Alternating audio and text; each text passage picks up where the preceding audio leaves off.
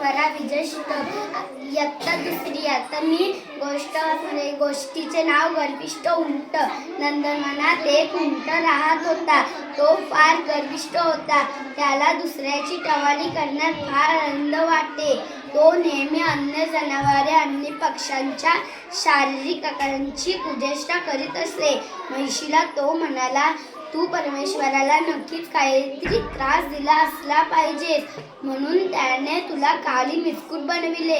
तुझी वेडीवाकडी शिंग तुला आणखीनच कुरूप बनवितात. तुझे डोळे तर बघ असे आहेत.